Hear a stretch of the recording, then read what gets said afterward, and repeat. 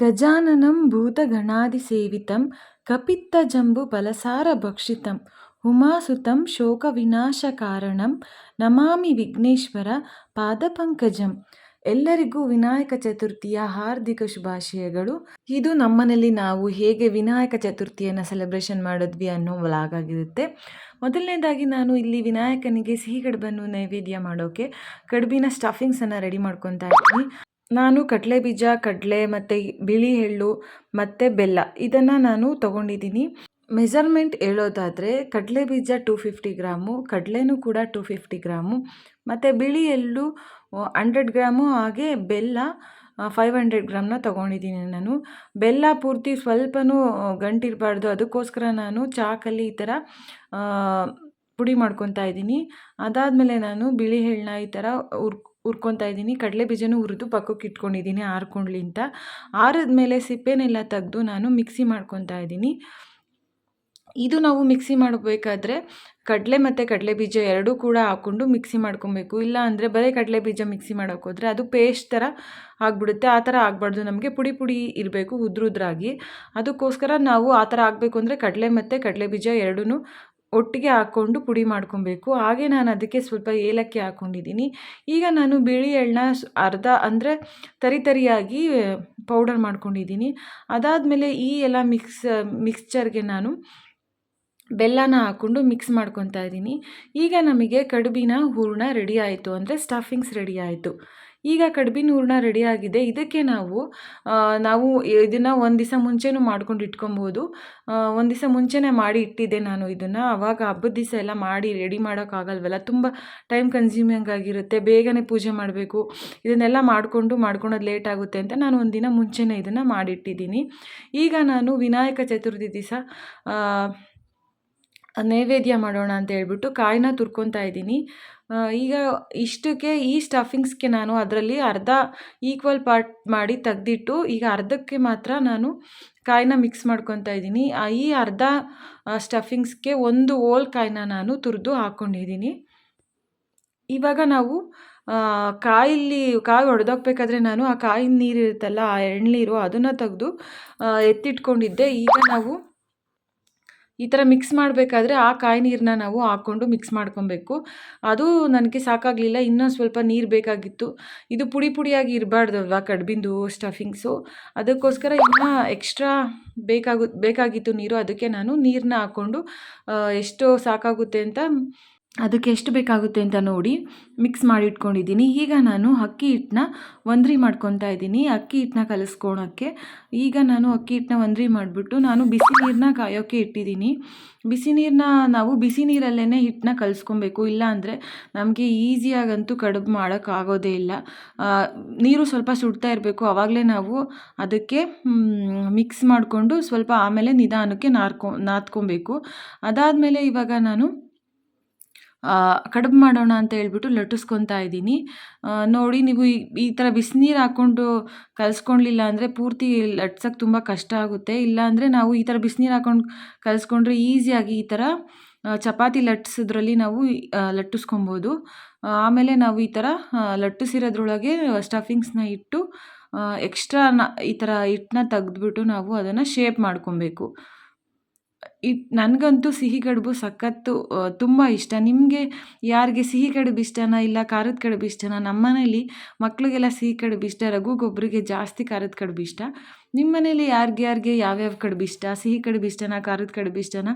Comment ಮಾಡಿ ಹೇಳಿ friends. ಈಗ ನಾನು ದೇವರಿಗೆ ಅಂತ ಬರೀ 4 ಕಡುಬನ್ನ ಮಾಡಿಕೊಂಡು ನೈವೇದ್ಯ ಮಾಡ್ತಾಯಿದ್ದೀನಿ. ಆಮೇಲೆ ನಾನು ಮನೆಗೆ ಮಾಡ್ಕೊಳ್ಳೋಣ ಅಂತ, ಲೇಟ್ ಆಗುತ್ತೆ ಪೂಜೆ ಮಾಡೋಕ್ಕೆ ಅಂತ ಹೇಳ್ಬಿಟ್ಟು ಆ ಥರ ಪ್ರಿಪೇರ್ ಮಾಡ್ಕೊತಾ ಇದ್ದೀನಿ. ಇವಾಗ ಎಣ್ಣೆನ ನಾನು ಪ್ಲೇಟಿಗೆ ಎಣ್ಣೆ ಸವರ್ಬಿಟ್ಟು ಆ ಕಡೆ ಬಿಟ್ಕೊತಾ ಇದ್ದೀನಿ. ಇಲ್ಲ ಅಂದರೆ ಕಡುಬು ಅದಕ್ಕೆ ಪ್ಲೇಟ್ಗೆ ಕಚ್ಕೊಳುತ್ತೆ, ಅದಕ್ಕೋಸ್ಕರ ನಾವು ಆಯಿಲ್ನ ಸವರಲೇಬೇಕು. ಇಲ್ಲ ಅಂದರೆ ಇದ್ರ ಮೇಲೆ ಒಂದು ಕರ್ಚೀಪನ್ನ ನಾವು ಒದ್ದೆ ಮಾಡಿ ಹಾಕಿ ಅದ್ರ ಮೇಲೆ ನಾವು ಕಡುಬನ್ನ ಇಟ್ಟರೆ ಆವಾಗ ಏನು ನೆಸಸರಿ ಇರಲ್ಲ ಆಯಿಲ್ ಹಚ್ಚೋದು. ಇಲ್ಲಿ ಪ್ಲೇಟ್ ಮೇಲೆ ಡೈರೆಕ್ಟಾಗಿ ಇಡ್ತೀವಿ ಅಂದರೆ ನಾವು ಕಂಪಲ್ಸರಿ ಎಣ್ಣೆನ ಪ್ಲೇಟ್ಗೆ ಹಚ್ಚಿರಬೇಕು.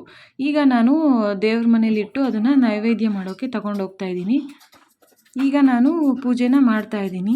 ಈ ವರ್ಷ ಎಲ್ಲರಿಗೂ ಆ ಗಣಪತಿ ಸುಖ ಸಂತೋಷ ನೆಮ್ಮದಿ ಮತ್ತು ಅವ್ರು ಯಾರ್ಯಾರಿಗೆ ಯಾವ್ಯಾವ ಕನಸಿದೆ ಡ್ರೀಮ್ ಇದೆ ಅದನ್ನೆಲ್ಲನೂ ಯಾವುದೇ ಅಡೆತಡೆ ಬರ್ದೇ ಈಡೇರಿಸ್ಕೊಳ್ಳಿ ಶಕ್ತಿ ಕೊಡಲಿ ಅಂತ ನಾನು ಆ ಗಣಪತಿನ ಬೇಡ್ಕೊತಾ ಇದ್ದೀನಿ. ಎಲ್ಲರಿಗೂ ಒಳ್ಳೆಯದಾಗಲಿ.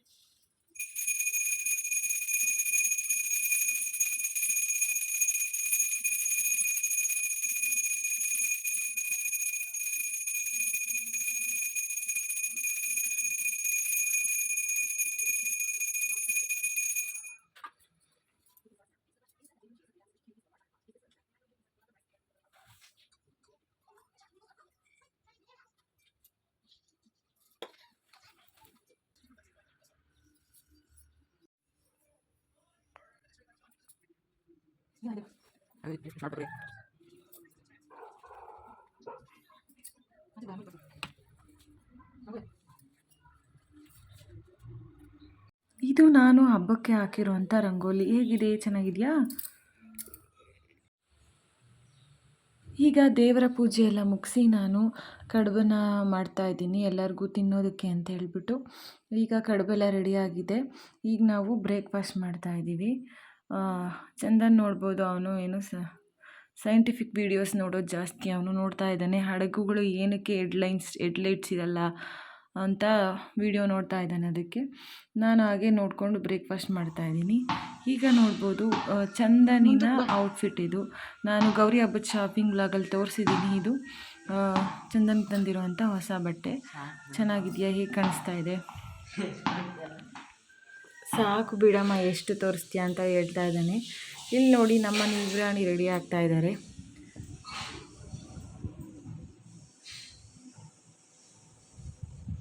ರೆಡಿ ಆಗ್ತಿದ್ದೀರಾ ಅಮ್ಮನವರೇ?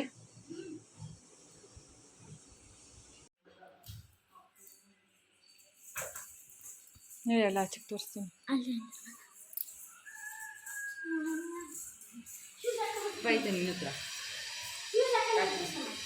ಇದು ಪೂರ್ವಿಕನ ಔಟ್ಫಿಟ್. ಇದನ್ನು ನಾನು ಗೌರಿ ಹಬ್ಬದ ಶಾಪಿಂಗ್ ಬ್ಲಾಗಲ್ಲಿ ಶೇರ್ ಮಾಡಿದ್ದೀನಿ, ಚೆಕ್ ಮಾಡ್ಬೋದು. ಈಗ ಬಂದು ಇದು ನನ್ನ ಔಟ್ಫಿಟ್. ಇದನ್ನು ನಾನು ವರಮಹಾಲಕ್ಷ್ಮಿ ಹಬ್ಬದಲ್ಲಿ ಯಾವ ಸ್ಯಾರಿ ವೇರ್ ಮಾಡ್ತೀನಿ ಅನ್ನೋ ವ್ಲಾಗಲ್ಲಿ ಈ ಸ್ಯಾರಿನ ತೋರಿಸಿದ್ದೆ. ಈ ಸ್ಯಾರಿನ ನನಗೆ ಯಾರು ಕೊಟ್ಟಿದ್ದು ಯಾರು ಕೊಡಿಸಿದ್ದು ಅಂತ ಹೇಳಿದ್ದೀನಿ. ಹೋಗಿ ಚೆಕ್ ಮಾಡ್ಬೋದು. ಹೇಗಿದೆ ಸ್ಯಾರಿ? ಹೇಗೆ ಕಾಣಿಸ್ತಾ ಇದೆ? ನನಗಂತೂ ಇಷ್ಟ ಆಯಿತು. ಈಗ ನಾವು ಅಮ್ಮನ ಮನೆಗೆ ಗೌರಿ ಬಾಗ್ನಕ್ಕೆ ಅಂತ ಹೇಳ್ಬಿಟ್ಟು ಹೋಗ್ತಾ ಇದ್ದೀವಿ. ಬಾಗ್ನ ಇಸ್ಕೊಂಬರೋಕ್ಕೆ ಅಂತ ಹೇಳ್ಬಿಟ್ಟು ರೆಡಿ ಆಗಿದ್ದೀವಿ. ಈಗ ನಾವು ಹೊರಟಿದ್ದೀವಿ. ನಿಮ್ಮ ಮನೇಲೆಲ್ಲ ಹೇಗೆ? ಬಾಗ್ನನ ಅವರೇ ಬಂದು ಕೊಟ್ಟು ಹೋಗ್ತಾರಾ ತವ್ರ ಮನೆಯವರು, ಇಲ್ಲ ಅಂದರೆ ನೀವೇ ಹೋಗಿ ಇಸ್ಕೊಂಡು ಬರ್ತೀರಾ ಅಂತ ಕಮೆಂಟ್ ಮಾಡಿ. ನನಗೆ ಮದುವೆ ಆದಾಗ್ಲಿಂದನೂ ನಾನೇ ಹೋಗಿ ತೊಗೊಂಡು ಬರ್ತಾಯಿದ್ದೀನಿ. ಪ್ರತಿ ವರ್ಷವೂ ನಾನೇ ಹೋಗಿನೇ ತೊಗೊಂಡು ಬರೋದು. ನಾನು ಇವತ್ತು ಸಾಟರ್ಡೆ ಅಲ್ವಾ, ಗಣೇಶನ ಚತುರ್ಥಿ. ಇವತ್ತು ಹೋಗಿ ನಾನು ನಾಳೆ ಬರ್ತೀನಿ ಬಾಗ್ನ ತೊಗೊಂಡು. ಅದಕ್ಕೆ ಈಗ ನಮ್ಮನ್ನು ಡ್ರಾಪ್ ಮಾಡೋಕ್ಕೆ ಅಂತ ರಘುನೂ ಬಂದಿದ್ದಾರೆ. ಈಗ ಹೊರಟಿದ್ದೀವಿ. ಈಗ ನೋಡ್ಬೋದು ಅಮ್ಮನ ಮನೆ ರೀಚ್ ಆಗಿದ್ದೀವಿ. ಇದು ಅಮ್ಮನ ಮನೆಯ ಗೌರಿ ಗಣೇಶ.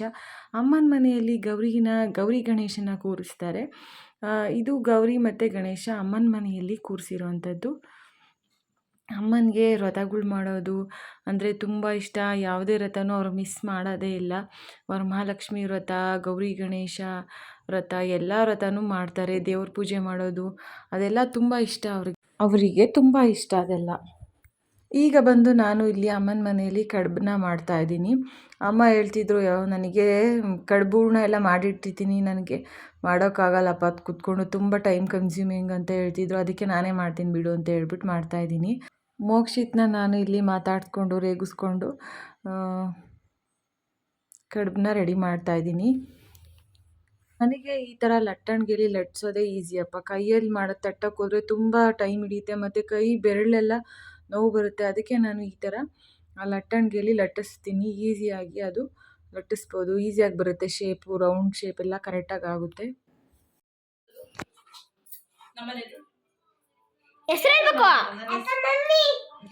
ನಾನು ಹೋದ ವರ್ಷ ಮಾಡಿದ್ದು.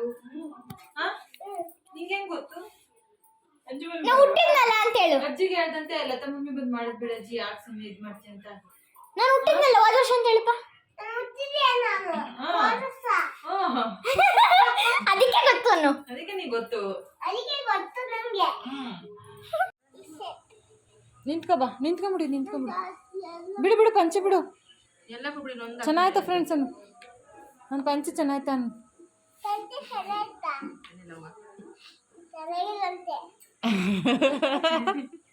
ತೋರ್ಸ್ಬಾ, ಈ ಕಡೆಗೆ ಬಂದು ಸರಿಯಾಗಿ ಕಾಣಿಸ್ತಿಲ್ಲ. ಅಲ್ಲಿ ಇಲ್ಲಿ ತಿರ್ಗಿ ಈಗ ಹಿಂಗನ್ನು ಪಂಚೆ ಹಿಂಗನ್ನು.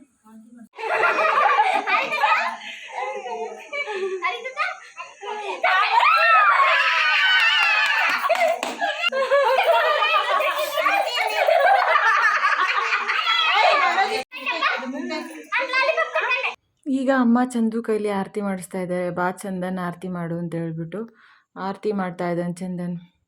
ಈಗ ಸಂಜೆ ಆಗಿದೆ. ಈಗ ನಾವು ನಮ್ಮ ಮನೇಲಿ ವಸ್ತಿಲಿ ಪೂಜೆ ಮಾಡ್ತೀವಿ. ಅಂದರೆ ಈ ಥರ ಎಲ್ಲರ ಮನೇಲೂ ಯಾರು ಮಾಡ್ತೀರಾ ಅಂತ ಕಮೆಂಟ್ ಮಾಡಿ. ಯಾರ ಮನೇಲಿ ಈ ಥರ ಪದ್ಧತಿ ಇದೆ, ಇಲ್ಲ ಎಲ್ಲರೂ ಮಾಡ್ತೀರಾ ಅಂತ. ಈ ಥರ ಗಣೇಶ ಚತುರ್ಥಿ ದಿವಸ ಸಂಜೆ ಈವ್ನಿಂಗು ನಾವು ವಸ್ತಿಲಿ ಪೂಜೆ ಮಾಡ್ತಾರೆ. ಅಂದರೆ ಗಣೇಶ ಚತುರ್ಥಿ ದಿವಸ ವಸ್ತಿಲಿ ಪೂಜೆ ಮಾಡಿ ಈ ಥರ ಸೌತೆಕಾಯಿನ ವಸ್ತಿಲಿಗೆ ಹೊಡೆದು ಪೂಜೆ ಮಾಡಬೇಕು. ಇದನ್ನು ಅಮ್ಮ ಪ್ರತಿ ವರ್ಷವೂ ಮಾಡ್ತಾರೆ. ನಿಮ್ಮ ಮನೇಲೂ ಕೂಡ ಇದೇ ಥರ ಆಚರಣೆ ಇದೆಯಾ, ಮಾಡ್ತೀರಾ ಅಂತ ಹೇಳ್ಬಿಟ್ಟು ತಿಳಿಸಿ ಫ್ರೆಂಡ್ಸ್. ವಸ್ತಿಲಿ ಪೂಜೆ ಮಾಡಿದ್ಮೇಲೆ ಅಮ್ಮ ಎಲ್ಲ ಇಲ್ಲೇ ಕೂತಿದ್ವಲ್ಲ ಎಲ್ಲರಿಗೂ ಅರಿಶಿನ ಕುಂಕುಮ ಕೊಡ್ತಾ ಇದ್ದಾರೆ. ನನಗೆ, ಅಕ್ಕಂಗೆ, ನನ್ನ ತಂಗಿಗೆ ಎಲ್ಲರಿಗೂ ಅವ್ರಿಗೆಲ್ಲ ಕೂಡ ತಗೊತಾ ಇದ್ದಾರೆ. ಇದಾಗಿತ್ತು ಇವತ್ತಿನ ವಿಡಿಯೋ ಫ್ರೆಂಡ್ಸ್. ಮುಂದಿನ ವಿಡಿಯೋ ಇನ್ನೂ ಇಂಟ್ರೆಸ್ಟಿಂಗ್ ಆಗಿರುತ್ತೆ. ನಾವು ಗಣೇಶನ ವಿಸರ್ಜನೆ ಮಾಡಿದ್ದು ಮತ್ತು ಇವತ್ತು ನಮ್ಮ ಅಪ್ಪಾಜಿಯವರ ಬರ್ತ್ಡೇ ಇತ್ತು. ಆ ಬರ್ತ್ಡೇ ಸೆಲೆಬ್ರೇಷನ್ ಮಾಡಿದ್ದು ಎಲ್ಲನೂ ಶೇರ್ ಮಾಡ್ಕೊತೀನಿ. ಇನ್ನೂ ಯಾರು ಸಬ್ಸ್ಕ್ರೈಬ್ ಮಾಡದೆ ನನ್ನ ಚಾನಲ್ನ ನೋಡ್ತಾ ಇದ್ದರೆ ದಯವಿಟ್ಟು ಸಬ್ಸ್ಕ್ರೈಬ್ ಮಾಡ್ಕೊಳ್ಳಿ ಮತ್ತು ಮರೆಯದೆ ಲೈಕ್ ಬಟನ್ನ ಕ್ಲಿಕ್ ಮಾಡಿ. ಮುಂದಿನ ವಿಡಿಯೋದಲ್ಲಿ ಸಿಗ್ತೀನಿ. ಅಲ್ಲಿವರೆಗೂ ನಮಸ್ಕಾರ.